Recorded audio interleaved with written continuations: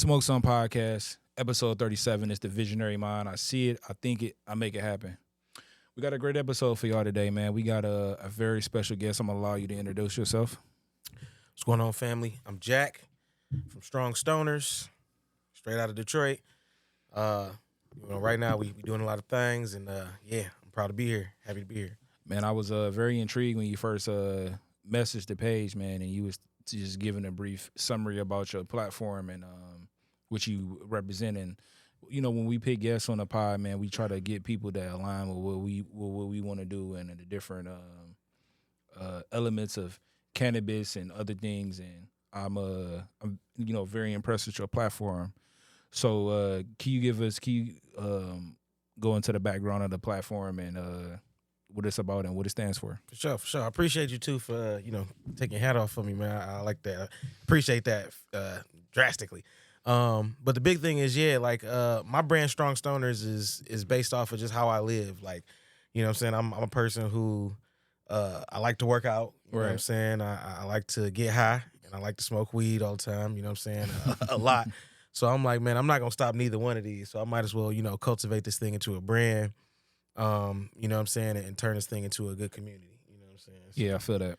Yeah, this community has been good to me because I've been meeting a lot of people like y'all. Right. A lot of new gyms in the area and workout places where I can blow dank and stuff like that. So that's cool too. So it's been a good journey, man. And just bumping into y'all platform and seeing how y'all get down here, it's like I haven't seen a whole lot of platforms, especially in the podcast space, that allow you to come on and be yourself, utilize the plant and things like that. So I appreciate y'all giving me this space. I mean, we don't really, like, we take podcasting very seriously, but we don't look too deep into politics, like, you got to have this or you got to do that. Like we just on some real nigga shit. I'm going to be real with you. like if you cool, your brand stand for something, your brand is elevating or already elevated and, it aligns with whatever, man. Mm-hmm. We welcome to have anybody, on, you know what I'm saying? Just, it gotta mesh. You gotta mesh. No doubt. So let's go into your background. How did you grow up? How did you, what about your experiences helped you elevate to what you're doing now? Man, the crazy thing is I went like when I went to high school, I feel like everybody was smoking weed. You know what I'm saying? Like I went to Oak Park High, you know what I'm saying? So I feel like a lot of people used to just be blowing dank. Like, especially like in my classroom, like I used to come in and be like, dog, people in this bitch smell like weed, dog. Yeah. Like these niggas is dumb, these niggas is losers. You know what I'm saying? Like, what the fuck wrong with these people? You know what I'm saying? And then, fast forward, you know what I mean? I get into like my early 20s, you know what I'm saying? I wasn't one of them people who like blew dank when I was young and was smoking weed and shit. No, I waited till like I was in my early 20s, you know what I'm saying? Like I'm talking about first Cushion Orange Juice came out, you know what I'm saying? That Wiz Khalifa era type situation, that you know what I'm saying? Era, yeah. Took a trip with one of the homies to the A, and this nigga he blow dank, you know what I'm saying? He like, man, look, have you ever smoked weed? I'm like, no. You know what I'm saying? I might have been about 20, 21, 22 early. Okay. And he like, well, man, you about to get high going on this trip. You know what I'm saying? So, blew my first J on the way to the A. You know what I'm saying? Shout out J Wag for shout out, bro. Turning me onto the cannabis lifestyle. But yeah, blew that first J and then it was on from there. You know what I'm saying? And been in like corporate America the whole time. You know what I'm saying? Like from that period going forward, and then fast forward a little bit farther, one of my homies from corporate America got me into a company called Weedmaps. Okay. So it's Shout like out Weedmaps, the start of my like canna tech type of journey or whatnot. But before that, I was just like dealing with the homies and helping cut plants in they, caregiver society, things like that. So I was already touching the plant, doing a lot with it. But once I got over there, it was like, now I know the business side. I know how to market. I know who to talk to, which retailers running what. This place is up here, but they got 6 brands under it. So that whole system is now, shown to me. So that was a big experience for me. And then even fast forward a little farther from that, I got into this Strong Stoners thing. So I had actually stopped eating a lot of different foods. Okay. Because I was just finding myself like, I'm like, dog, I'm not working out. I'm eating pork. I'm smoking weed. I'm drinking. I'm just living wild right now. You know what I'm saying? Like, I'm just out here living like a fucking, OG child running wild. You know what I'm saying? So I'm like, man, let me change something. So I cut out pork. You know what I'm saying? I'm like, man, let me stop eating pork for a minute. And I just stopped eating pork altogether. Yeah. So this was like, man, I'm probably running in about 10 years now that I've been off of like pork and stuff like that. Okay. Then I just slowly cut out other stuff like beef. Yeah. You know what I'm saying? I'm like, let me just try to stop eating beef and see, let me try something else. I just stop eating beef, stop eating turkey, stop eating fish. You know what I'm saying? Change your whole lifestyle. Yeah, I just kind of changed my whole diet. And I'm like, I feel better, but let me incorporate some working out into it. Right. You feel me? So now I'm getting in the gym. One of my homies, Ferg, shout out Ferg, you know what I'm saying? Shout out, bro. He's heavily in the gym, and this nigga smokes so much weed, dog. Like, I'm like, man, you an older dude, 40 plus years old, cuz, and you blowing dank and you lifting hella shit. And I'm like, man, one of these young niggas out here shake me up, man.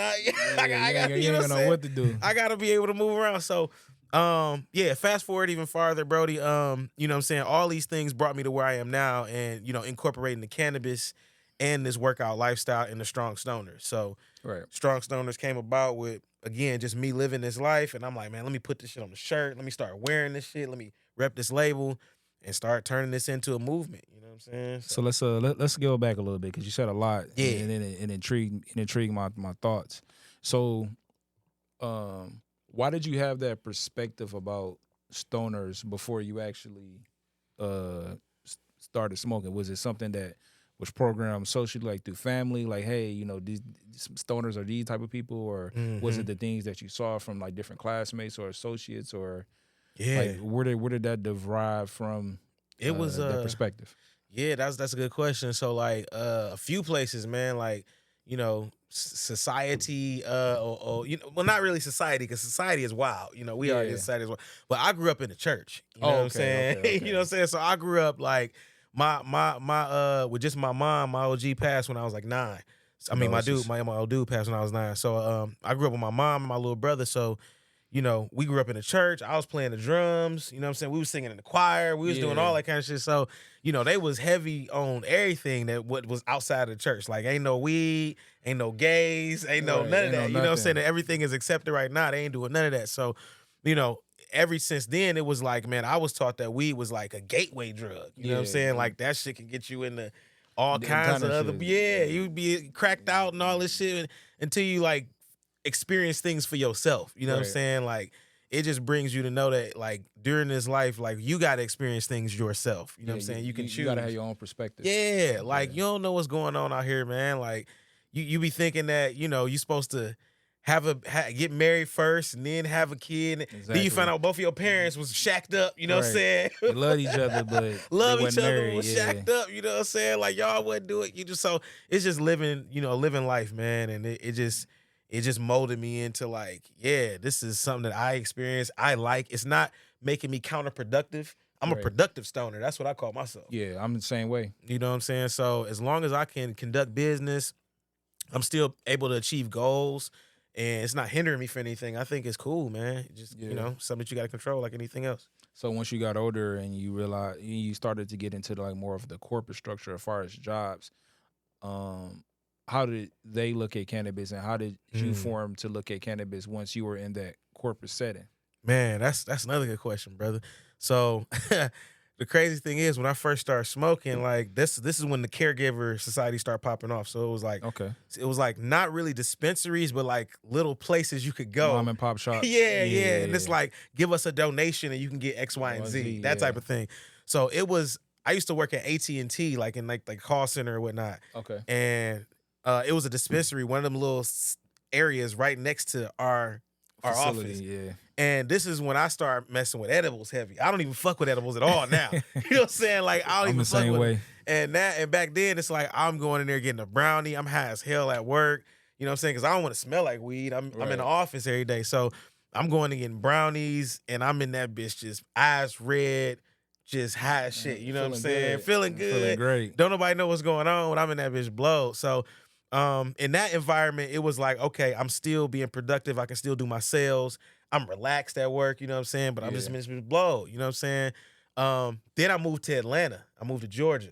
Right. So I was living there for maybe about 4 years, and ain't no weed legal there at all. Hell no, it still ain't legal. It still ain't legal. So I'm in corporate environments there now. You know what I'm saying? That makes sense. So now I got to do things like buy expensive ass vaporizers.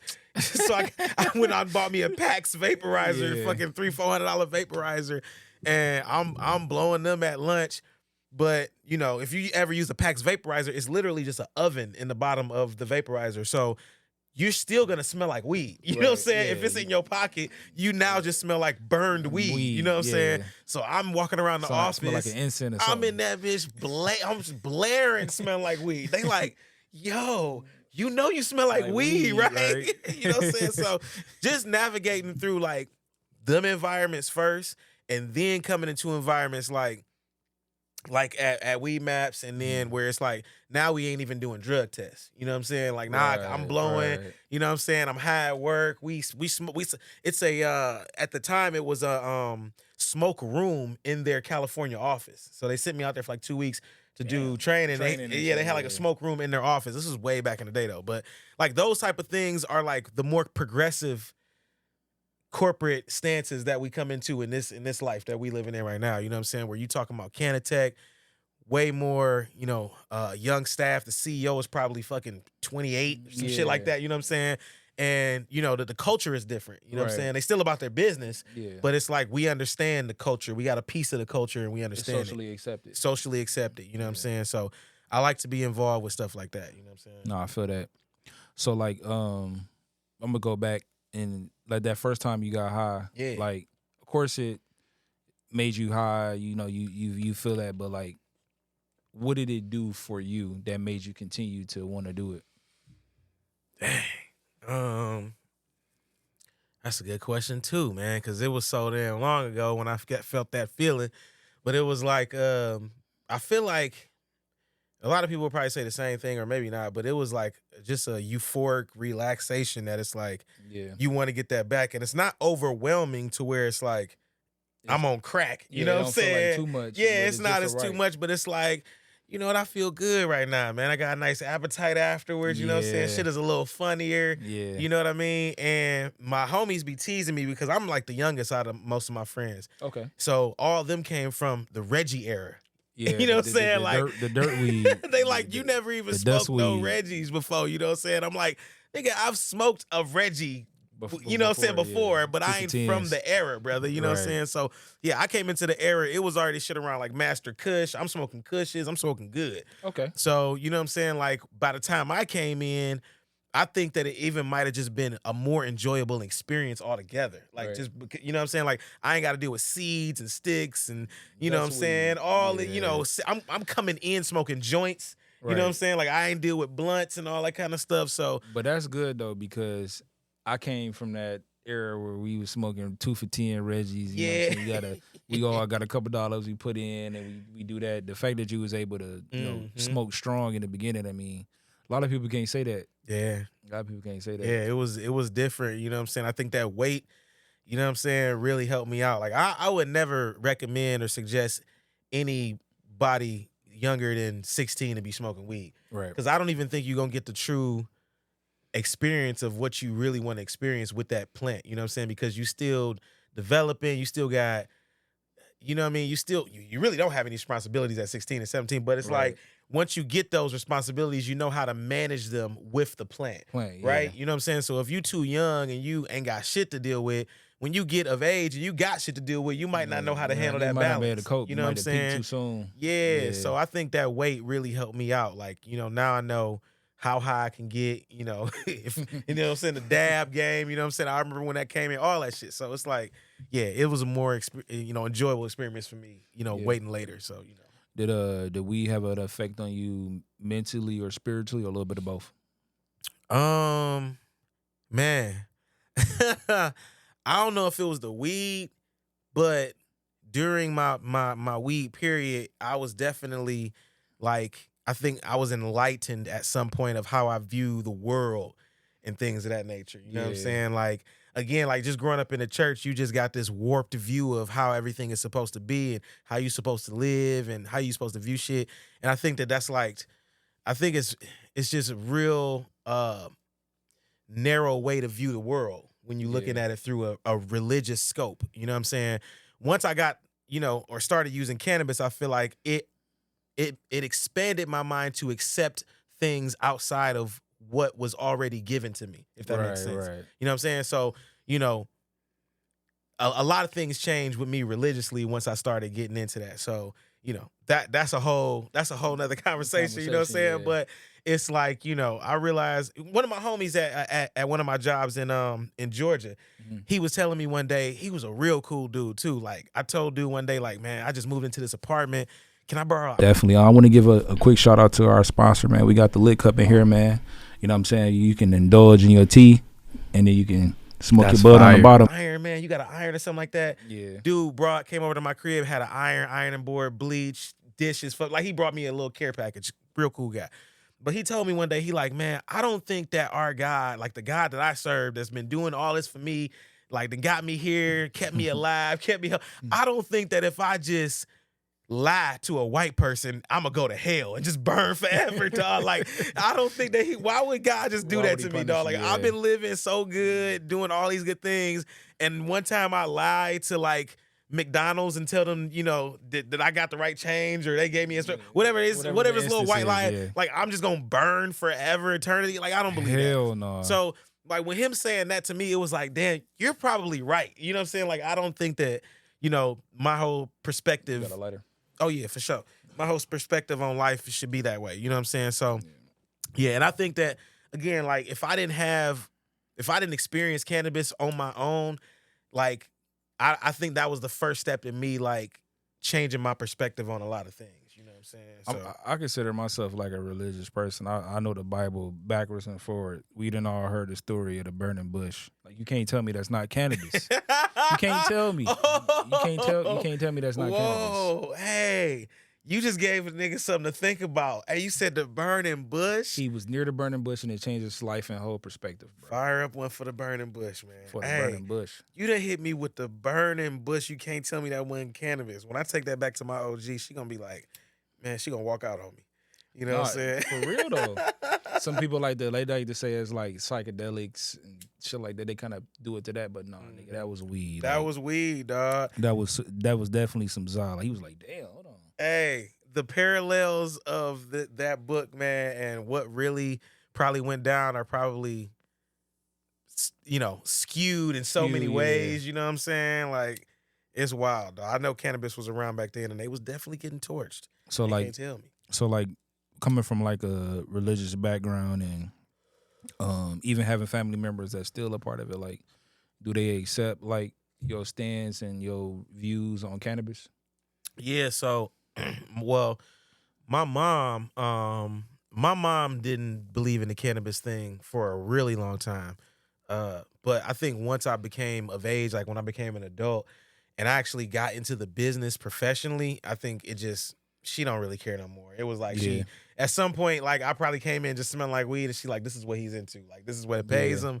You know what I'm saying? He can give me a little bit of money from it now and again, so hey, I ain't tripping on it. But it's crazy how our parents can be like similar, like shit. As long as he got a job and he maintaining and ain't doing no bullshit. Hey, he ain't in trouble. Smoke that shit, you know what I'm saying? Work for that company or whatnot. But yeah, it was cool. Like, I've given her products, from the cannabis industry that have helped with, like, she has psoriasis. So, like, topicals, CBD topicals, things like that, that are able to help out, all those good things, like, I've been able to give to her. So, like, this industry has been a help in more than one ways, like, just with me and my career in life, my own professional brand and business, and, my mother's health. Like, that's just, like, huge testimonies to even more reason to be a part of it.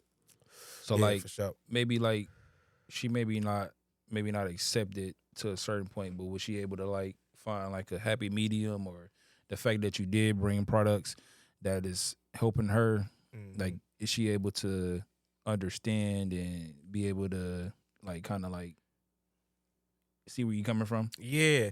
Big thing with her is, like, like, she listens to me because, well, I think she listens to me, number one, because I'm, like, just the oldest son, you know what I'm saying? It's me and my little brother.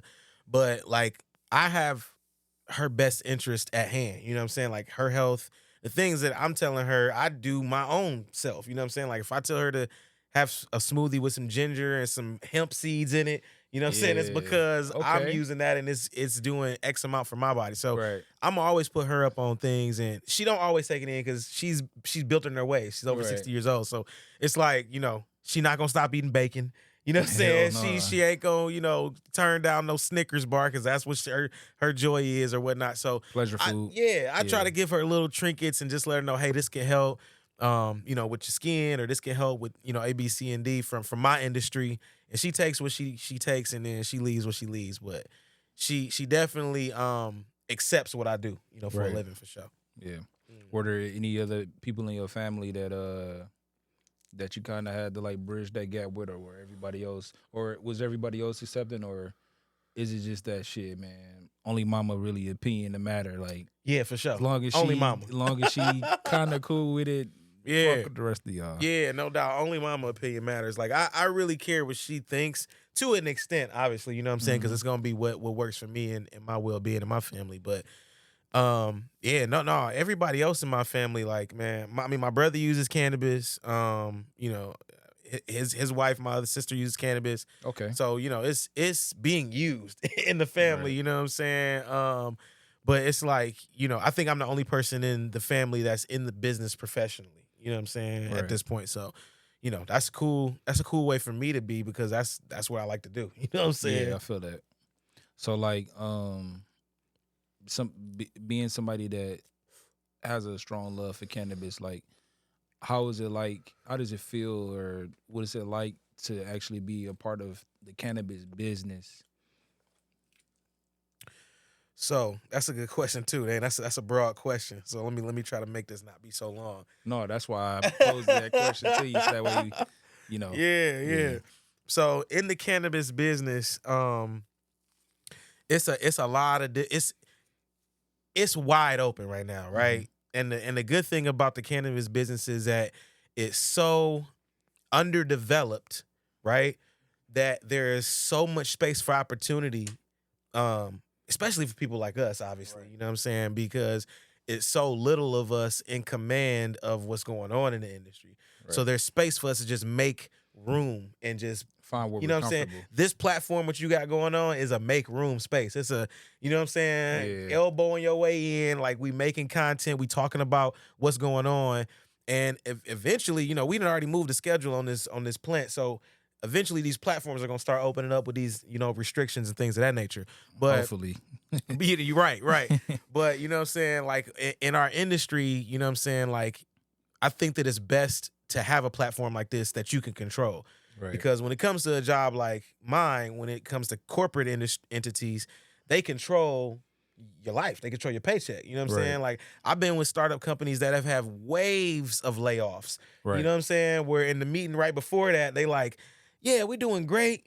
You know what I'm saying? I don't want anybody to worry about any layoffs. Everybody's going to keep their job. And then 2 weeks later, the CEO stepped down. You know what I'm saying? And then you got a wave of layoffs and a wave. So, you know, this stuff happens. You know what I'm saying? So with you having your own platform, with strong stoners being something that I could control, it gives us our own space in this industry and in this community, in this business. You know what I'm saying? Whereas we can make a name and a paycheck for ourselves, however you want to do it. You know what I'm saying? Like, iHeart and Revolt might pick y'all up. You know what I'm saying? Now we got to smoke something on. You know what I'm saying? We listening to our iHeart or whatnot. So these avenues, man, are long as we continue to put in work in them, I think that they're going to manifest themselves for us. You know what I'm saying? Right. So that's right. Like, really the major thing that I like about this business and being in cannabis is I don't have to change who I am, number one. Right. And then B, I'm making my own way right now. I'm making my own strides. There's no age level to this thing. You know what I'm saying? Cheech and Chong still making cheese off their name. Still. You know what I'm saying?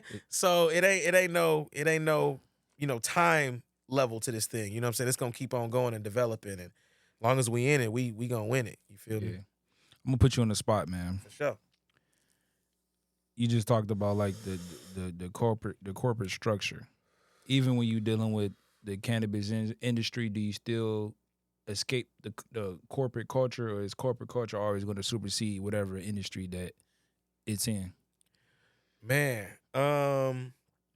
corporate culture is only going to be in command of, I think, that entities and groups that allow it to be in command of, right? Because there are big groups out there, like big companies that have tried to be like a monster in the space. Right. You know what I'm saying? Depending on which space it is in. Like I've worked for so many startups, man. Like it's they just come in and they go, and some of them last and some of them don't. You know what I'm saying? But like I feel like, man, I'm almost losing my train of thought right quick. Hold on. Let me bring it on back. So initially, I think where I was going with this was that, like, when you are working for a cannabis industry company in Canatech, it's sketchy. You know what I'm saying? Like the main thing is just, again, having a way for your own self to like path your way out. You know what I'm saying? Right. Yeah, I kind of lost it, but I'm No, bring me on back. I Bring me get on it. back. But no, it was just basically like just saying like, hey, Bob, he's a part of real estate. He has to deal with certain corporate politics or these different industries. Like, it's good weed, y'all. I'm sorry. Do you still have to deal with the corporate? Is the corporate struggle or the corporate pros and cons the same, even in the cannabis industry? Even in the cannabis industry. Okay, I see what you're saying. So, yes, because when you're dealing with corporate America and things like that, you always going to have things that are called HR. You know what I'm saying? So you can't say certain things, can't act a certain way. You may not be able to tell a certain joke. So right, you can only be yourself to an extent. Certain ethics. The ethics is the same, but what about the culture? Do you have a free space to be like, we ain't doing this? Sometimes and sometimes not. Okay. Like I've been in a weed company where the culture, like I was just describing to you, was awesome, right? Smoke room, everybody selling, everybody happy, making money, whoop-de-whoop.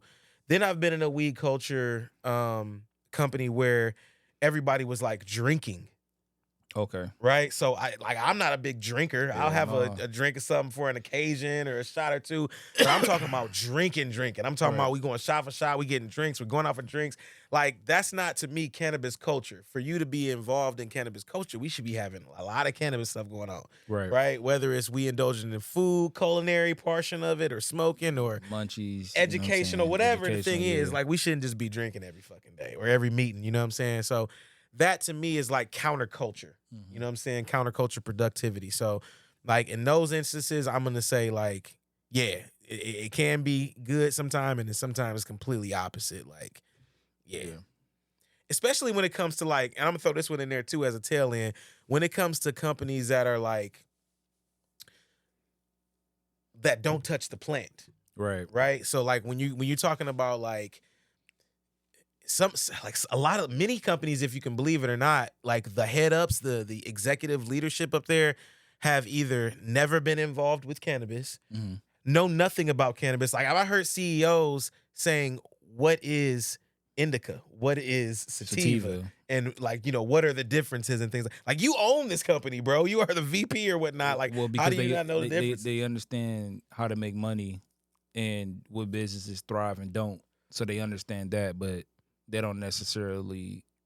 It would be better if they knew for sure about plants and this and that, or terps, and no doubt like what stores is which, like what are we servicing. But at the same time, if it make money, I think that's a fundamental problem within like our culture, Black culture. Like we don't take those same risks to, like, for instance, certain businesses will make money, but that don't mean like it'll be an interest to you.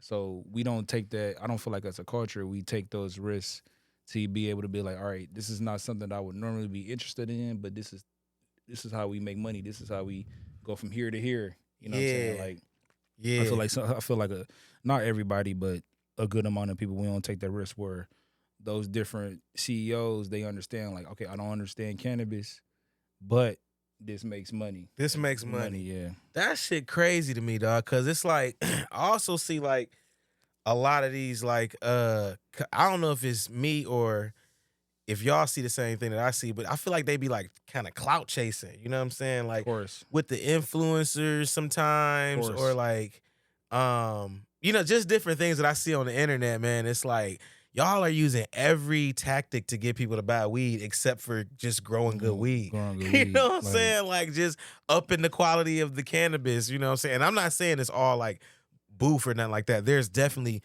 absolutely quality cannabis in Michigan. Like we got probably the best cannabis in the nation right now. Or we might be like neck and neck with Cali. We like right above the motherfuckers or neck and neck.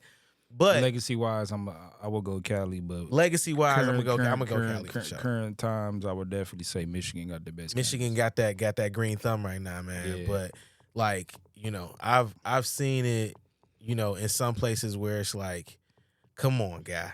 You know what I'm saying? Like come on, it'd be guy. some boof in there for sure. You know what I'm saying? Especially in them goddamn pre-rolls. Hey, tighten up them pre-rolls, son. Listen. It's time. We about to learn, man. If you go to a dispensary and they be like, yeah, the pre-rolls are $1, $3, don't buy that shit. Because they didn't get you the shake. Buy that shit. They didn't harvest that shit 2 years ago, got tested 5 years ago. You know what I'm saying? Like, them niggas about to give you some shit that's going to give you a headache. Bro, I'm trying to tell you.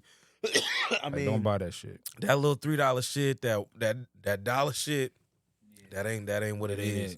I wouldn't say. But another product too, Dionysus. Oh yeah. That's gonna be one of the most fire urban liquor, wine, and spirits in the city. Facts. It's based off of the Divine Nine, off of the frats and stuff like that. Yeah. And the names are based off of the frat. The different frats. You don't want that. The owner really don't want to. Yeah, disrespect no frats. Yeah. So he put him in a secret name. And I'm not gonna lie. When I first tried it, the best type of liquor that's mixed is when you don't taste the liquor. Yeah. When it sneak up on you, like when you know it's liquor, but it don't taste like liquor. It tastes more like the juice than the liquor. But when I hit it, and it hit, I bought 4 of them the first time I met him. Then he came on a pod. Shout out to the company. He came up to the pod and I told Marcus don't even drink. No. But he just tasted it. He just tasted a little bit of it. Right. Go watch that video. And it was up.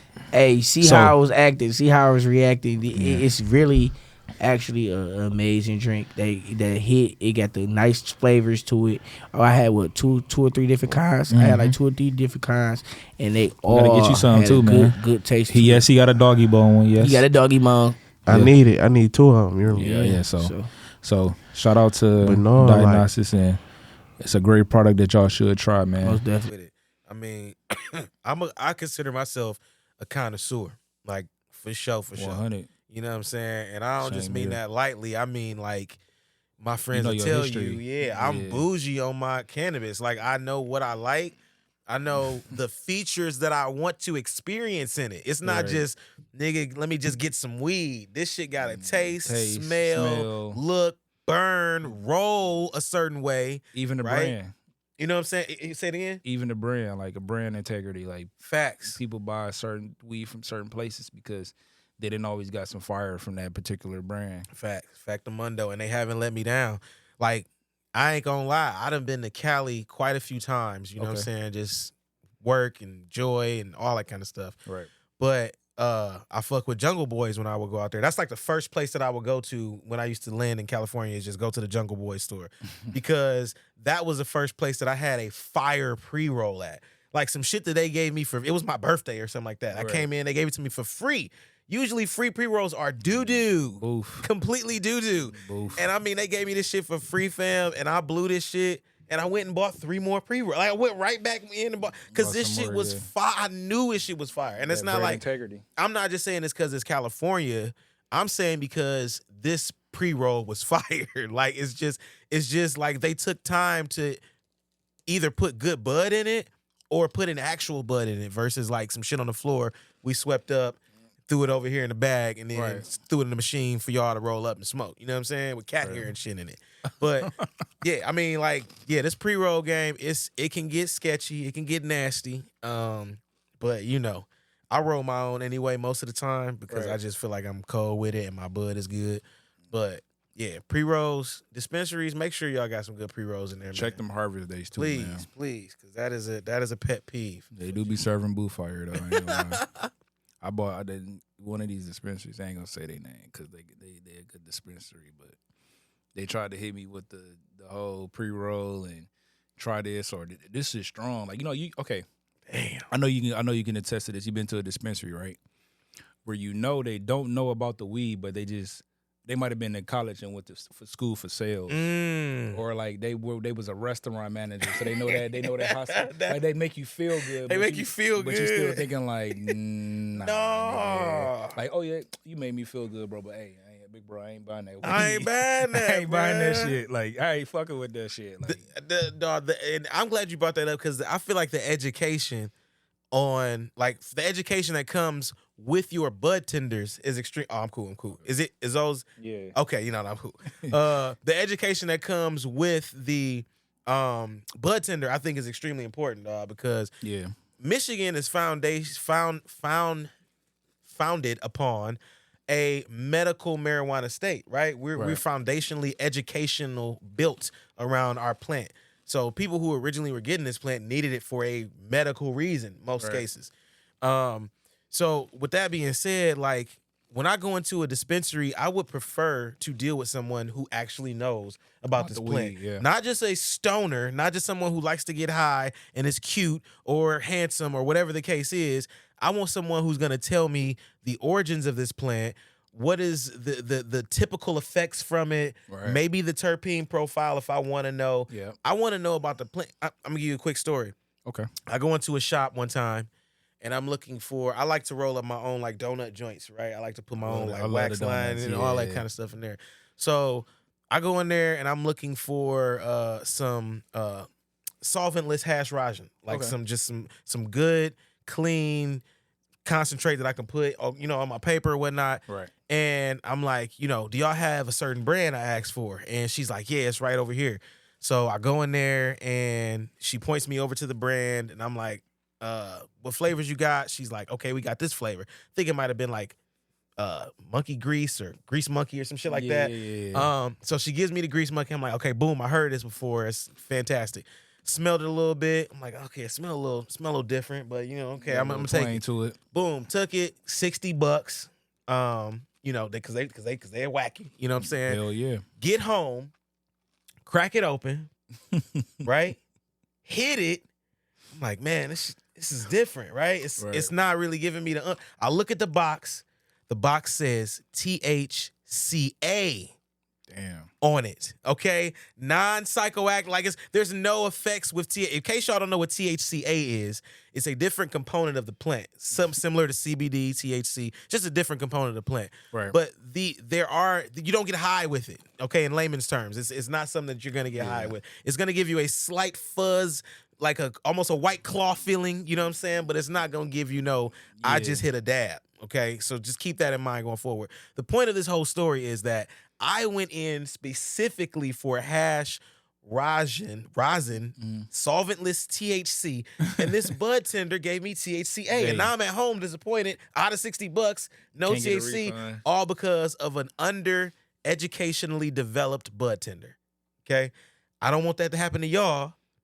So I want y'all to start educating y'all bud tenders so that we don't have these issues. You know what I'm saying? Because somebody bougie like me is not going to like that shit, and I'm going to give you a bad review. You know what I'm saying? On probably about several platforms. I'm going to take my free pre-roll, but I'm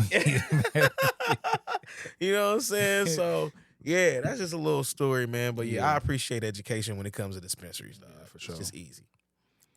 So you, to go back on that corporate question, on the other side of it, you were in tech as well. Like that's the I know you said it was a broad question, but now we get to talk about like the tech side of it. Like what's it like being in tech and then also being black in tech, because that's kind of more so like the representation that I feel like we need within our community. So for sure, what is that like being in tech and also in that cannabis space as well? Man, good question. So it's an interesting space, again, because it's so new and there's so many innovations happening in it, right? So good example is I got my hands in a lot of stuff when it comes to like this cannabis thing. You know what I'm saying? So not only when it comes to like the Strong Stoners brand, I started my own company called Point of Sale Posse where I help shops out, but I also have I'm a co-founder of a company called Baked by AI, which is an artificial intelligence company that me and my partner in Chicago started. Okay. So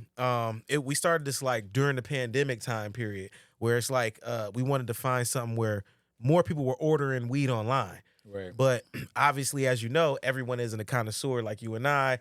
So a lot of people go there and they don't know what they want. They just know they want some weed. Right. So we're like, if we can put something that's more of a Netflix type feel to your like experience, variety, it's gonna cater it to your thing, right? So what do you like? Maybe you like flower. Okay. Do you like citrus? Do you like a OG hash? OG flavor, or you know what I'm saying? Whatever the case is. We developed this software, this artificial intelligence software to help out the consumer with that. Right. Fast forward, we developed more features to it to help out the retailers. Okay. Right. To whereas they can use it on their websites, to whereas it's enhancing the customer experience. So, these things are like different spaces. We didn't have AI we could work with 5-10 years ago. You know what I'm saying? So this is a new technology that we have utilized in the Cannatech space to create our pathway. You know what I mean? Like it's just so much opportunity. You just gotta seize like these different little parts that it plugs you into worlds that you weren't privy to before. You know what I'm saying? And I guess a short answer to what your question was as well would be like my experience in this world is like it's been like topsy-turvy because you meet so many different people that can help you going forward. But then you also meet people and you get introduced to some of the roadblocks. I'm not gonna say the people, but you get introduced to some of the roadblocks that you might have not known that were there if you weren't black and in cannabis. You know what I'm saying? Because it's a lot of things where you like, damn, how are they opening up shops so quickly? How are they, getting access to this so quickly and licenses and this? And then you realize like how small of a percentage of us are in that space, you know what I'm saying? Like in an actual ownership space. Like I'm at the top and this is not only on like that, but like they not digging into my paperwork. Like I'm legit. Like I'm legitimate. Like this shit is in my family's name or somebody in my family or my name, whatever the case is, it's nothing sketchy going on. You know what I'm saying? So I think that like being in this space showed me a lot of spaces for opportunity, but it also opened my eyes to things that I should be like aware of to bypass and work around and not get hindered upon. Right. You know what I'm saying? No, I feel that. That's 100. So like how did you like exactly get into tech? Boom. So okay. I think I kind of just fell into tech. I ain't gonna lie. Cause I done had a lot of jobs, dude. Like, I mean, since 18, 17 years old, I done had a lot of jobs. So just moving around and realizing that I didn't want to work with my hands. Gotcha. You know what I'm saying? Like I like to work out. I like to lift big shit, heavy shit, whoop-de-whoop. But I don't like to I don't like to do manual labor. Like I'm not a factory guy. I'm not. A lot of my homies when I grew up with, they worked in the plants. You know what I'm saying? Shit like that. And storage, and I'm in the art van warehouse, and I'm not doing that shit, man. I'm not doing that shit, bro. Right. You know what I'm saying? So I figured, hey, let me try to do something where I don't gotta work on my hands.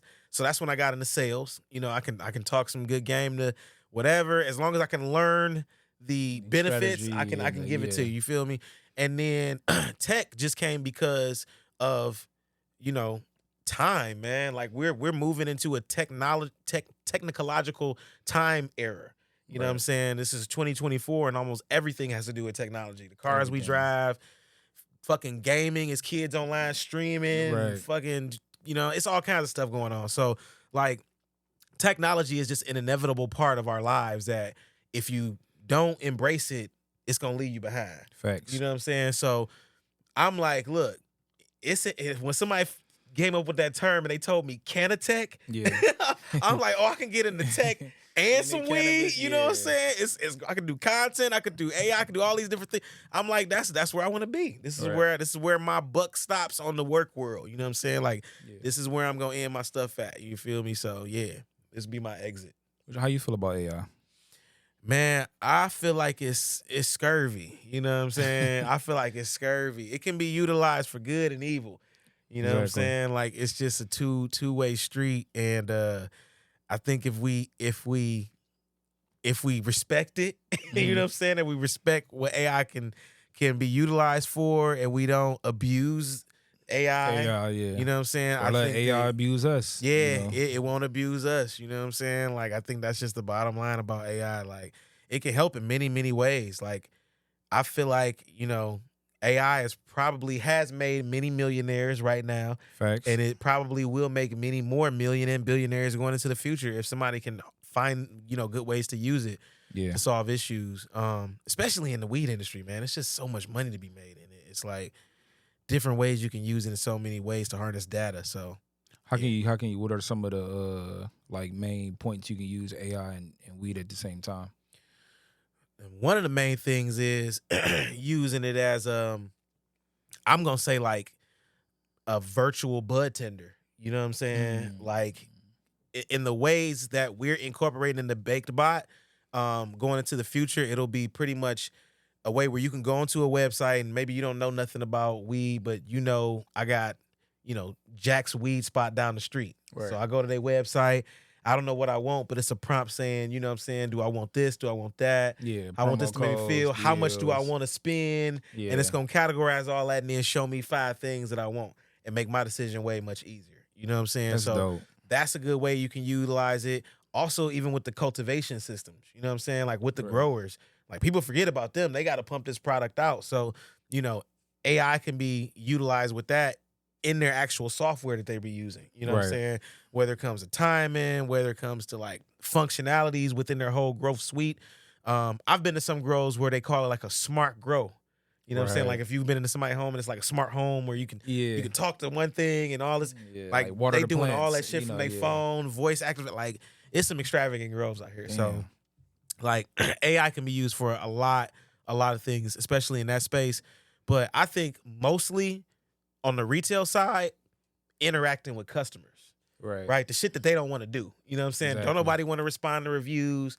Don't nobody want to send out text messages and track them and all that kind of shit. So I think like coming out with software that can help them interact better with us as buyers would be dope. It'll be dope. You know what I'm saying? Maybe we don't fucking like the runts that's out right now. Stop putting that shit out. You know what I'm saying? Maybe we want Mac 1 back out. You know what I'm saying? So take a poll and send that shit out, whatever the case. But I think that can help out too for sure. Yeah. I heard you, we was talking, you was just mentioning not that long ago about caregivers, and one of the big topics that we have on our podcast is about the dispos versus, caregivers. Like, where do you align with that? Like, are you pro dispo? Are you pro caregiver? Or are you somewhere in the middle? Man, I'm pro cannabis system, but I'm gonna go ahead and say I'm more for the craft growers. Right. Okay. So I'm gonna relate it to like the food that I eat. Right. I don't fuck with chain restaurants. So I'm not going to Chili's. I ain't going to Fridays. I ain't going to McDonald's. None of that shit. Because I'm into like craft meals. Right. So I'll go to Boabab Fair downtown. You know what I'm saying? Because that's East African food. It's only them. I know they in there cooking it. It's craft. It's what I'm saying. They not. So those are the type of experiences that I feel like you can. Shout out to Mixing with Love Bakery. We bringing back our signature drink this year with a lot of special ingredients. It's mixed. It's twisted with love. You know what I'm saying? But shit, definitely. Mirror with weed, with cannabis. You know what I'm saying? Like if I'm going to a big multi-state operator, that experience ain't gonna be the same as if I'm going to mom and pop operator or a one shop operator here that, they're taking time with everything that comes out. You know what I'm saying? Like their Oreos ain't the same as y'all corporate, cafeteria Oreos is flying out of here. So like, I think that I'm a side more with the craft side, but that's going to be on the product level, right? I think where the benefit is of the service, like, you know what I'm saying? Because I was going to say like with most caregivers, like you got to know somebody to know somebody. Like you can't just, which is, I understand. Like I said, I could respect that, but the dispos, they have more of that accessibility and that hospitality that some caregivers don't have. Like there's some caregivers that do, but they might get finessed. There's some that might do that, but the dispo product might not be as good. Not as good. So you kind of take that give or take. Like that caregiver. It's the caregiver takes care of what they got going on. Diggity. You know what I'm saying? So like it's gonna be a different level of care going into that product. Like it's gonna be a different level of manicure going into that bud. that you're not just gonna get with that shelved product in the dispensary. You know what I'm saying? In many cases, not every case, but in very much so many cases for sure. Do you think it's a space where they can like integrate, where like it's like a dispo, but it's kind of like caregiver-esque, like where you get the quality, but it's still a dispo, and like, do you think we can ever get a place like that? And that'd be tight. Like, I feel like that era is gonna come in when we start seeing more like consumption lounges. Because I don't know if you guys like have seen any consumption lounges or been any, but I have not. I don't even know of any consumption lounges right now in the city. I'm gonna say I don't know. I'm saying we about to create one soon. Oh, for sure. Yeah, for sure. Okay, so I'm about to know about one, and I'll be in that one. You know what I'm saying? But right now, like I think it's a few, but it's like in the burbs. Oh, in the burbs. Yeah. Okay, well, like, kind of. You know what? I have been to one. Park. Hotbox Social. Mm-hmm. Okay, that's one kind of consumption lounge. Yeah, so yeah, I've been to one. I think if more of those start popping up, you know what I'm saying, it'll be more of an integrated feel because I would be down to go into a shop on a vendor day because we got X craft grower in here. You know what I'm saying, right. And their product, we want y'all to try it out over here in the Hotbox Social or whatever the case, and we go over there and blow, and we meeting the grower, and he telling us about the plant. Like, that's a dope experience. It's an educational experience. You still consuming.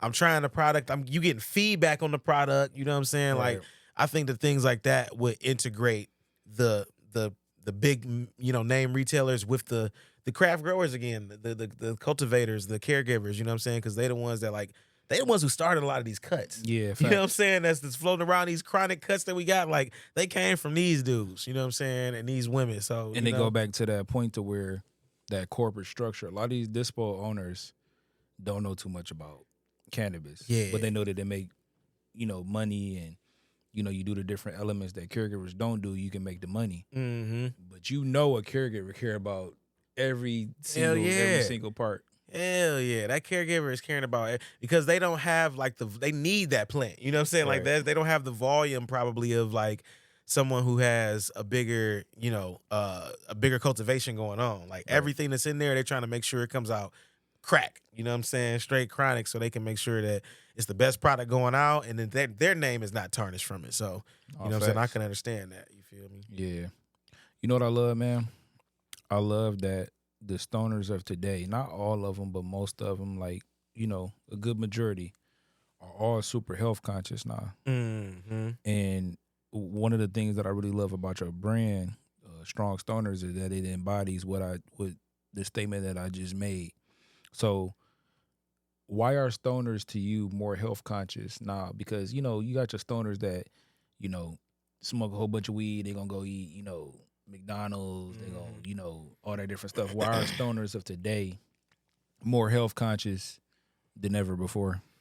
Man, I think it's because of a couple reasons. Like, one is the information. You know what I'm saying? Like, the information is being dispersed more, whether it is factual or not. Right. You know what I'm saying? People are absorbing it, and they're taking what they want at face value. And I mean, if you in my shoes, you know what I'm saying, the reason I did it again was just because it was like a lifestyle change. Like, I'm just doing too much to my body, and let me make one change, which prompted another change, which prompted another change. You know what I'm saying? So I think that like the combination of information and change is like a catalyst to people like making that health change in our society. You know what I'm saying? Like, or in our era, you know what I'm saying, of age group, especially with canna health things. Like, and we actually got an event coming up. Strong Stoners, I'm gonna show this real quick here. Our Strong Stoners, Strong Stoners Mental and Physical Health Awareness Canna Social is going on next week, actually, May 25th.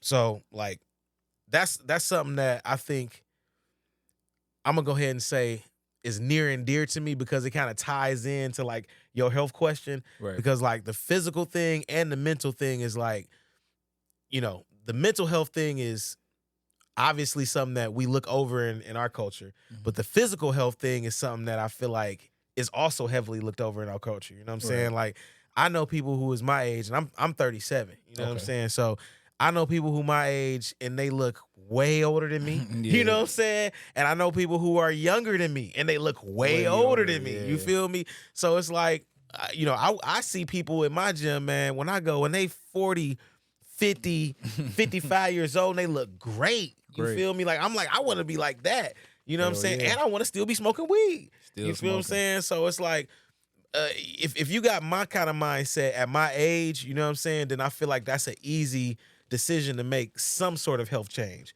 Whether it's dietary, whether it's physical, whether it's mental, therapy, whatever the case, it should be kind of like a no-brainer to say, man, like, yo, I'm seeing people like excel out here. This is an excelling era I think we in. Like, this era is always being creative. We creating spaces for ourselves. We always making different things. So I think it's there's always a lot of sub eras within our era. Yeah. You got a different era, different things. Like this year, the era of truth. You know, a lot of things are, you know, accessible and are coming out. You know, this next era might be downsizing. You know, like just different shit. Like you never know. We done lived through a lot, dog, when I think about it. Yeah. Like, you know what I'm saying? Yeah, it's too much. Like we literally got a chance to see cannabis become legal if, you know, like I said, that health part of the people live long enough and treat their body right. So when did you start Strong Stoners? I started Strong Stoners probably about a year and a half ago. Okay. Like as an actual brand. Like I was just making little videos now and again on Instagram. And like with those little videos, I'll be doing like workouts, just, you know, some music or whatnot. And I just hashtag Strong Stoners. And I'm like, man, I'll be doing these videos, man. Let me try to just like turn up, you know what I'm saying? See people. Because I'm motivating some people. Like I would have people on there commenting like, dang, dog, you know how long you been working out? I'm like, nigga, not that long. You know what I'm saying? I'm just doing shit in my basement. Right. I might hit the gym, sneak into the gym every now and again. Then I start paying and I got a membership. But shit, before that, man, I was sneaking into the gym. That's my own motivation, though. You know what I'm saying? Like, ain't nobody gonna get up and like make you do this shit. It's like, I feel like I need to be up and making my body move. So I got up and snuck my ass in the gym sometimes. You know what I'm saying? If I ain't had no cheese, but real shit. You know what I'm saying? Like just, you know, doing stuff like that, working out in my basement, and videotaping it, and I just cultivated into its own Instagram, and followers start going up a little bit. I start pressing up shirts. You know what I'm saying? Shout out to my Strong Stoner shirt brand here. I got some hoodies. Yeah, shout out to the brand. You know, strongstoners.com. Y'all can buy this all on there. We got hoodies, we got t-shirts, little lighter leashes, all kind of stuff like that. Got And the whole hookup. Yeah, all that good jazz, you know what I'm saying? Throw that right there and whatnot. But all that just comes with, man, me just being motivated and trying to, you know, make sure that I make a stamp and make some noise in the avenue that I think that I have a voice in. You know what I'm saying? Like, I'm a regular dude. I ain't no athlete. I ain't never played organized sports. I was gambling in the bathroom at high school. You know what I'm saying? Like, I ain't never played baseball, football, none of that. So for me to get up every day, or at least 3 to 4 days out the week, and move my body around, smoke before I do it, smoke after I do it, I'm just showing people and motivating people that you can do it too. You know what I'm saying? Like, it don't matter how much weed you smoke, you bong ripping, dabbing.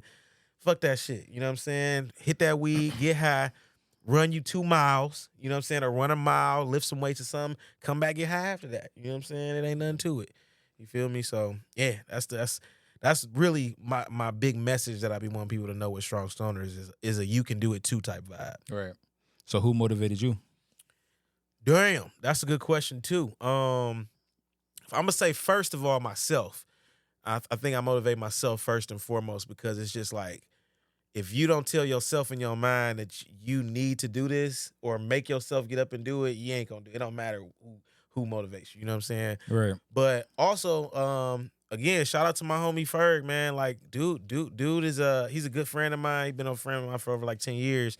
But I mean, you know, that's one of my weed homies. We call BMF, Best Marijuana Friends. You know what I'm saying? Not to get mistaken with the other guys. Right. You know what I'm saying? Shout out to them guys. But we Best Marijuana Friends, man. We been smoking weed, shit like that. And I would go up there with him, you know what I'm saying? And just finesse my way up into the gym, you know what I'm saying? And we'd get in good workouts, strong, heavy workouts or whatnot. And, you know, I see my body changing. I'm like, man, this shit looking good. I'm feeling good. You know, I would skip a day and be like, damn, I feel a little crummy today. You know what I'm saying? Let me get back in this bitch the next day. And, you know, after 2-3 months of that, you know what I'm saying? It's like, now you in a rhythm. You know what I'm saying? Now it's part of your life. You know what I'm saying? So And that just foiled into me, downloading little free apps where I can just find little workouts on. Yeah. Cause I ain't organized like that. I ain't got no, you know what I'm saying? I'm trying to become I am becoming a personal trainer right now. Okay. So it'll be Strong Stoners training in a minute for all y'all weed smokers who need to get some personal training in. You know what I'm saying? So we're gonna have that in a minute. But I don't have a regimen. You know what I'm saying? I didn't know the body parts to move and push, pull, and all that. Right. So I download a little free app, man. Give me a free app. And I go through these workouts, and then I would do those at home. And when I could get in the gym, I would do those. Okay. You know what I'm saying? And then again, like my body was just changing. And I'm like, man, I want to keep this shit up. So kept this shit moving, man. And through my homeboy motivating me, and then me looking at myself and my body changing. You know what I'm saying? And being able to have my shirt off at the beach and shit like that. You know what I'm saying? I'm like, man, let me keep this shit going. Right. You know what I'm saying? So yeah, that was it, man. It was just kind of like a self-motivation, man, with the homies as well. Yeah. So like, who are some of those like other homies that kind of like either maybe not motivated you, but like embody when they see you do it, they're like, all right, we about to do what bro doing. Like, Yeah, man. That's a funny thing is I don't know if I've influenced maybe a couple people that have tapped in on like my Instagram and stuff like that. Like, you know what I'm saying? Yo, what app you using? Or, you know what I'm saying? Like one of my homies, man, from high school for sure. You know what I'm saying? Like after I started posting my videos and stuff like that, his content went up and he started posting way more videos of him working out and stuff like that. And I'm not gonna take credit for that, but I mean, pay homage, son, you definitely getting your workout on, man. You looking good, brother. You know what I'm saying? But he definitely started getting this stuff up. You know what I'm saying? Once my videos start going up, so I would think that I would influence someone. If not, you know what I'm saying? Hopefully, it happens in the future. You know what I'm saying? But that's that. I'm really in it for myself and for self change. I can understand that. As a piggyback on that, if I can influence one or two people to also change their life or make themselves feel better, I'm all for that. You know what I'm saying? That's what I'm in it for. Do you appreciate when people reach out to you like that? Like far as like trying to get like ideas from you and your perspective?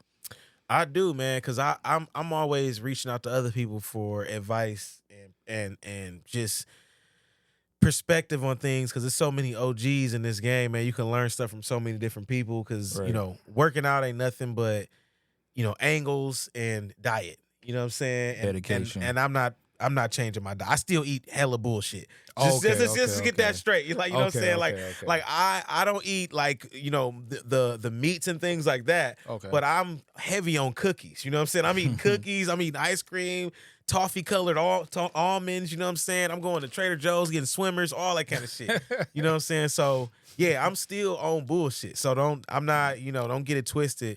But my purpose in doing all of that was, hey, if I don't do so much of this, I could see a change over here. You know what I'm saying? And it works. You know what I'm saying? Like everything is incremental, you know what I'm saying? And it just takes baby steps. So I ain't no bodybuilder. I ain't trying to be no bodybuilder, but the steps that I've taken, I think work for me, and I can pass that to the next person and say, if this worked for me, it can definitely work for you. You might be at a different body type, and that shit might, really pop off for you. You know what I'm saying? And you might be cut up, pass me up. You know what I'm saying? Still eating the bullshit. So, So the other part of the your brand is like the mental health side of it. Like, how's your mental health and then the second part of the question is like, how big of a part does that play into the like platform as well? Because we often look at things like far as like what they physically do, but a lot of the times we kind of like mentally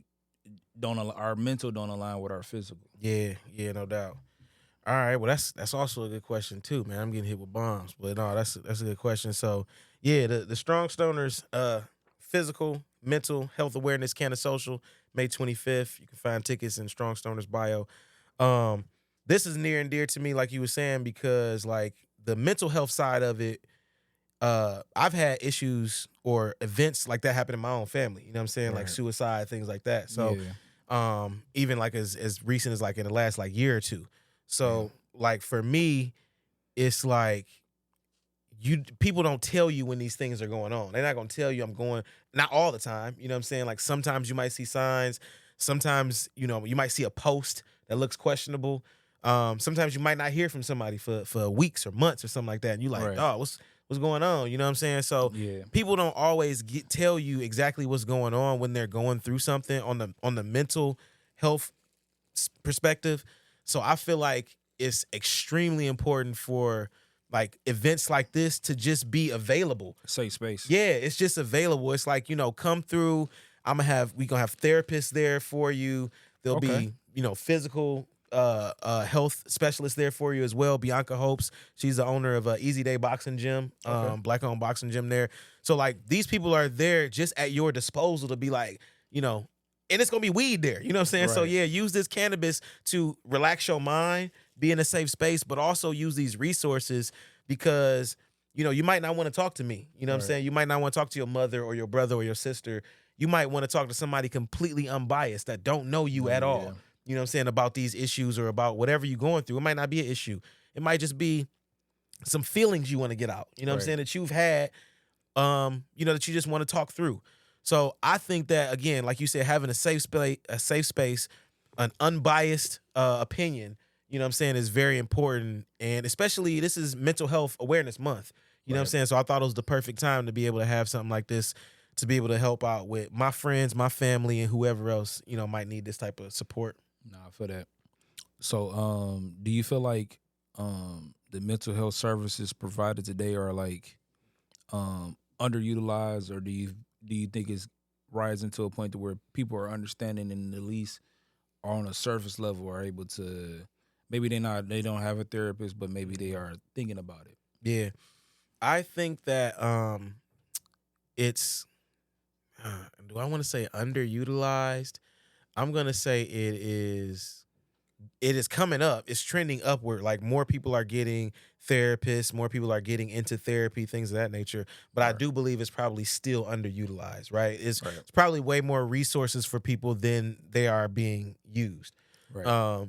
But like I do see an uptrend. Like many of my friends, and I'll just be 100% transparent. I've never seen a therapist. I don't have a therapist or nothing like that. But that's under my own injunction. Like, you know what I'm saying? Like I don't think that personally I need one right now, you know what I'm saying? But maybe I do. You know what I'm saying? I don't really know, but up until the point where I consciously make the decision that hey, I want to see a therapist for X amount of reason, that's when I'll go see one.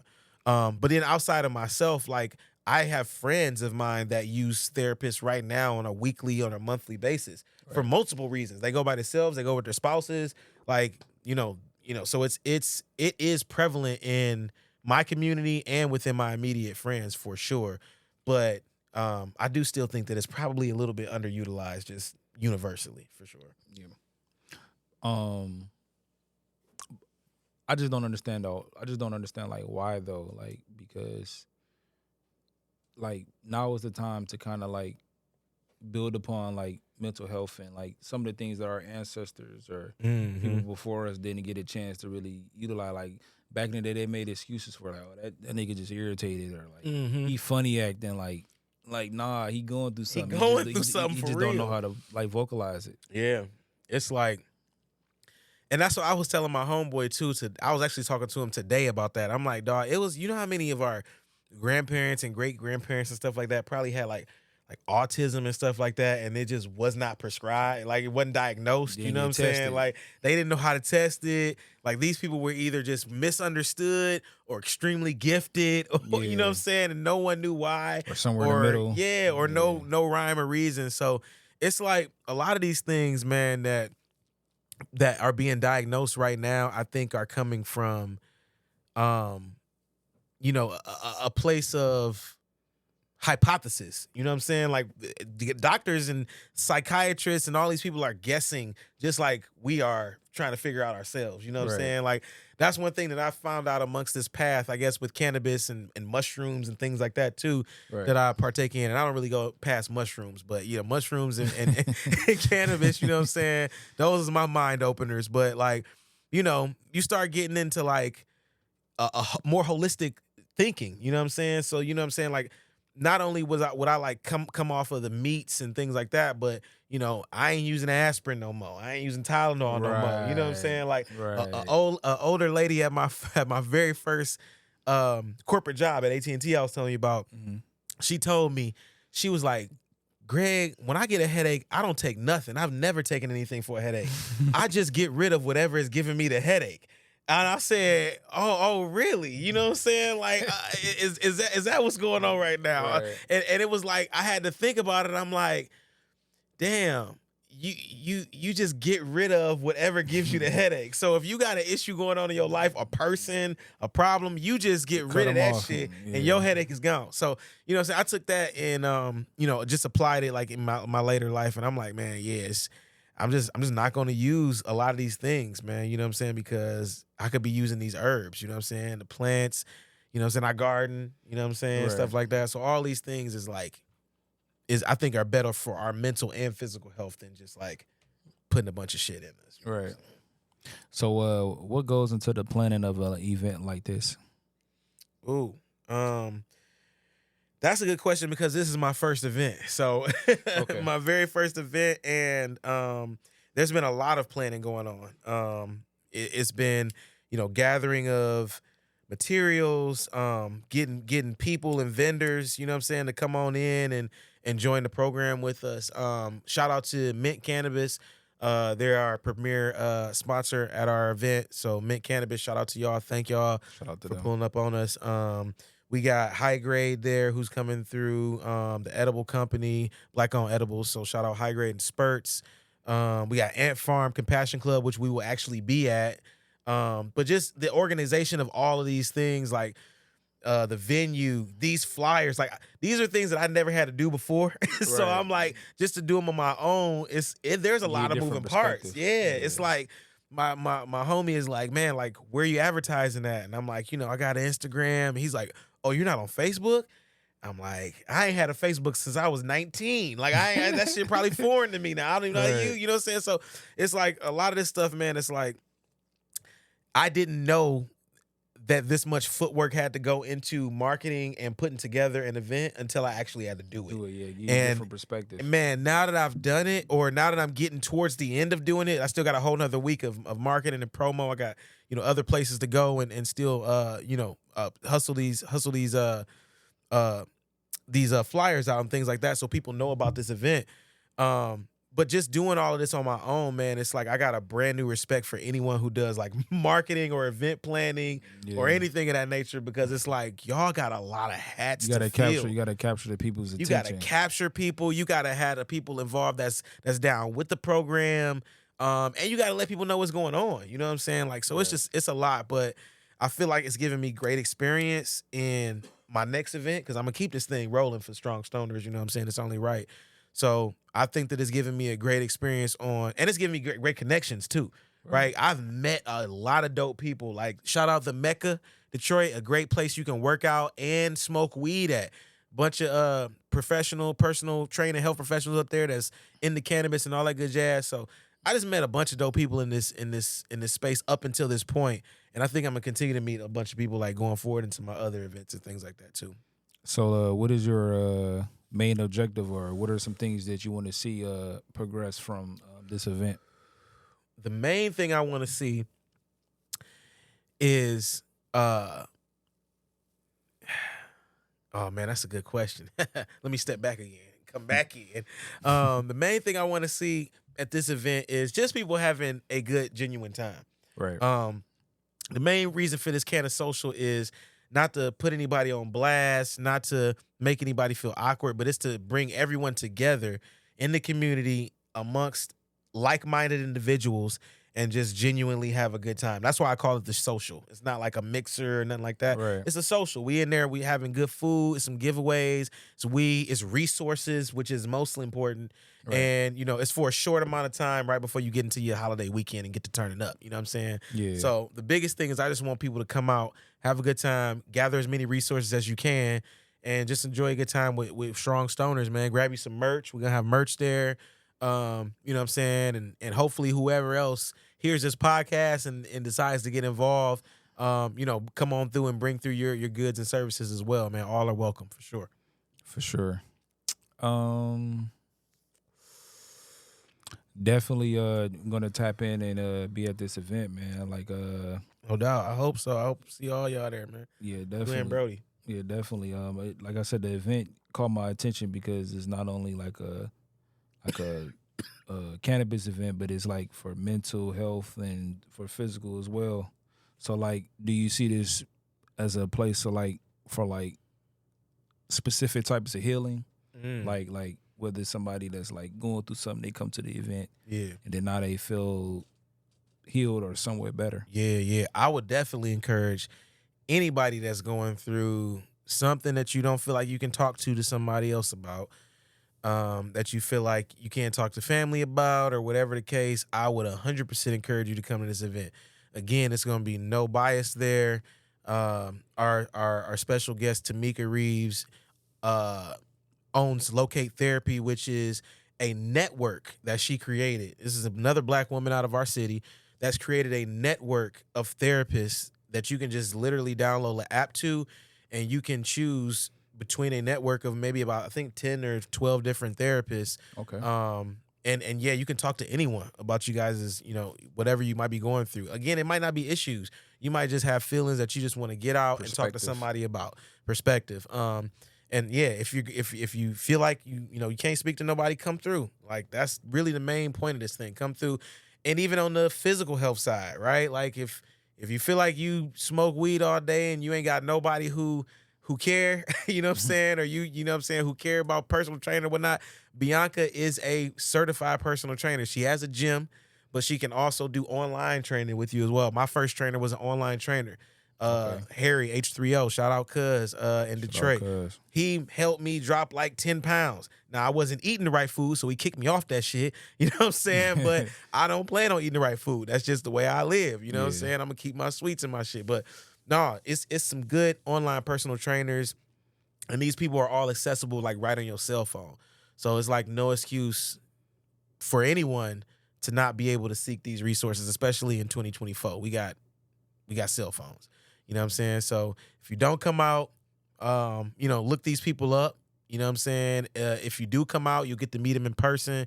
And I promise you, you're gonna have a great time, a good experience, and get you some good resources for sure. For sure. Real quick, can you do a brief breakdown of the event where people can go and where the times? No doubt. So again, this is gonna be Strong Stoners. It presents the mental and physical health and physical mental health awareness Connoisseurship. I'm a little blown right now, so I might have fumbled over that, but it's all good. It's all good. The bottom line is it's going to be a physical and mental health Connoisseurship. It's going to be on May 25th. So that is, I'm not sure when y'all going to hear this podcast, but that's going to be next Friday from today, 1 to 4 p.m. It's going to be at 14010 Woodward. So that's actually Ant Farm Compassion Club. It's a smoke. You can smoke in there. So it's going to be an indoor event. We can smoke in there. They also have a rooftop. It's going to be food again in there. We're going to have a bunch of canna vendors, mint cannabis, realities. We're going to have merch. It's going to be a good time. Music, all that good jazz. So come on through. Can people purchase tickets before, or is it a free event? Or Oh, good question. That's the best question. You can purchase tickets on Eventbrite right now. They are $15. You can go to Strong Stoners on Instagram, strong.stoners, or you can also go to Greg the Sequel's Instagram as well, which is my other profile. I got a bunch of aliases out here. And you can also get tickets there as well. So Eventbrite or strong.stoners Instagram, which the link to the Eventbrite is there as well. So, yep. You can, and then if you don't get tickets at the Eventbrite, you can also come to the door. Tickets will be $15 at the door as well. So pull up to the door. We won't give you no hassle. Pull on in. This event will be going. We'll actually have about 10% going to mental and physical health awareness events going towards the future. So dope. This will be pretty dope thing to go to. So again, support Strong Stoners, mental, physical health awareness, Connoisseurship. Pull up. Any shout outs you want to give out? Few shout outs. Again, shout out Strong Stoners. This is me. Shout out Smoke Some Podcast, man, for having me on here, man. For sure, bro. I appreciate y'all. A lot of people don't you know, a lot of times these platforms, they can act kind of sketchy, you know what I'm saying? Yeah. So, you know, y'all guys, you know, embrace me here, you know, great hospitality, great environment, great vibes. So shout out to y'all.